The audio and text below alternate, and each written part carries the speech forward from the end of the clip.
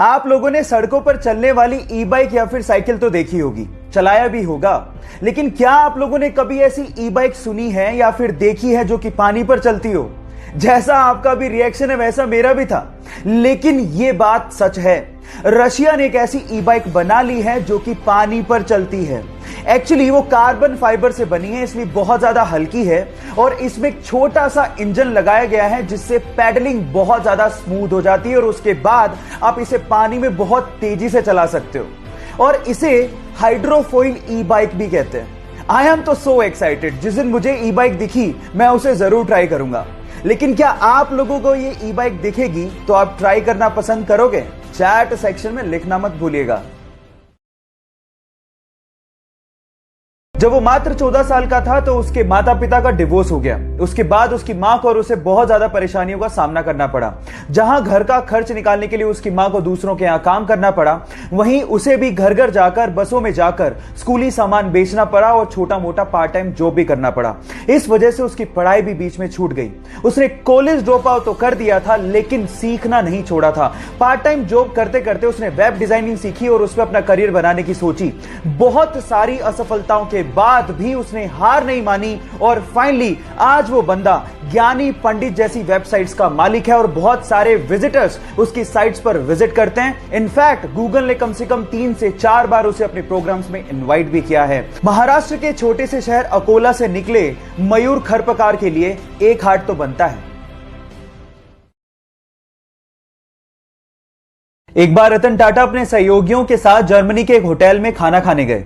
उनके सहयोगियों ने वहां पर थोड़ा ज्यादा खाना ऑर्डर कर दिया था। खाना सबने खा लिया था, लेकिन फिर भी टेबल पे 1/3 खाना बचा रह गया। जब वो पेमेंट करके जाने लगे तो एक बूढ़ी औरत ने उनसे कहा कि हम आपसे बहुत नाराज हैं क्योंकि आपने खाना बर्बाद किया है। इस पर उनके सहयोगियों ने कहा कि हमने खाने का पूरा पेमेंट किया है, आप कौन होते हो कहने वाले।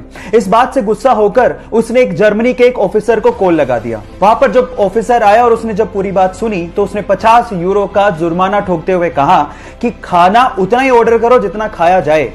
भली तुम्हारे पास पैसे हों, लेकिन ये संसाधन पूरे समाज के हैं।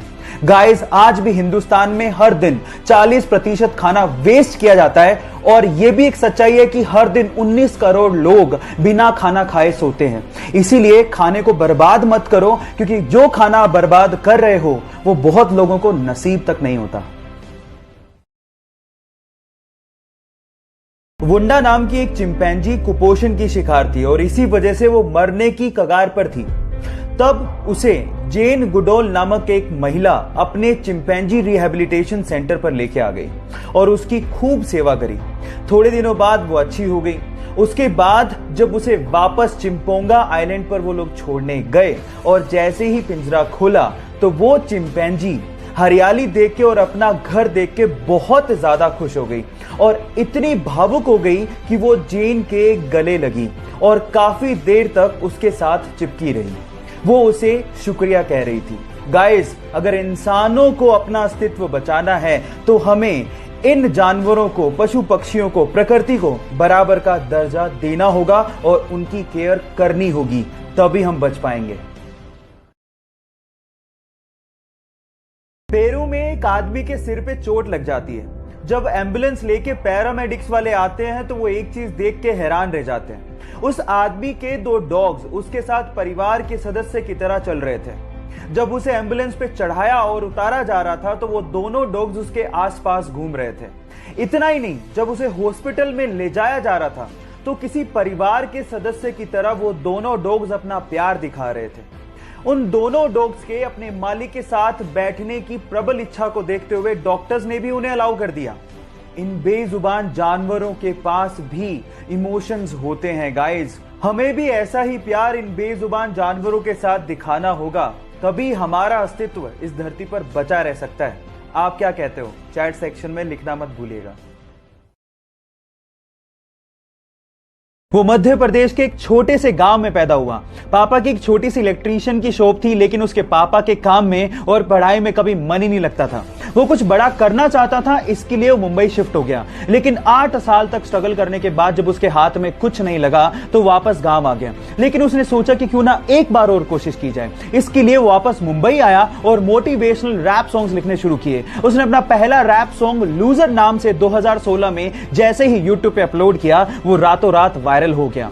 वो एक ऐसा रैपर था जिसने कभी भी अपना सॉन्ग किसी भी बड़ी म्यूजिकल कंपनी को नहीं बेचा और हमेशा अपना सॉन्ग यूट्यूब के अपने चैनल पे अपलोड किया। फिर अकेला हुआ तो पता लगा मेरा हिम्मत ही मेरा असली साथी है, और इस लड़ाई को लड़ने के लिए मेरा खुद का साथ ही मेरे लिए काफी है। एक आवाज बोलती थी खत्म नहीं हुआ बे, पिक्चर अभी बाकी है। हर कुत्ते का दिन आता है साले, फिर तो तू एक छोटा हाथी है। बंदे का नाम है डीनो जेम्स। गाइस, छोटे से गांव से निकले इस रैपर के लिए एक हार्ट तो बनता है।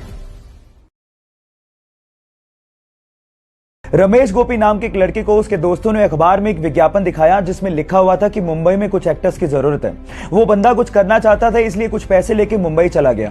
जिस जगह का एड्रेस दिया था वहां पर पहुंचा तो वहां पर उससे कुछ पैसे भरवा लिए और 7 दिन बाद आने को कहा। जब वो 7 दिन बाद वहां पे पहुंचा तो वहां पे कोई था ही नहीं। उसे मालूम पड़ गया था कि उसके साथ फ्रॉड हो गया है, पर उसने सोचा कि मैं मुंबई से तब तक नहीं जाऊंगा जब तक मैं सक्सेसफुल ना हो जाऊं। उसने वहीं पर ही डांस क्लास खोल के डांस सिखाना शुरू कर दिया और धीरे धीरे करके 3 डांस क्लासेस खोल ली। लेकिन समय तब बदला जब उनके ही ग्रुप ने एक ऑल इंडिया डांस कंपटीशन जीत डाला। उसके बाद तो वो एज अ बैकग्राउंड डांसर्स फिल्मों में काम करने लगा। उसके बाद कोरियोग्राफी शुरू कर दी। जो बंदा हीरो हीरोइन के पीछे as a back dancer dance किया करता था, आज के समय वो बॉलीवुड का सबसे मशहूर कोरियोग्राफर, एक्टर, डायरेक्टर और बहुत सारे डांस रियलिटी शो में एक जज है। Yes guys, I am talking about Remo D'Souza.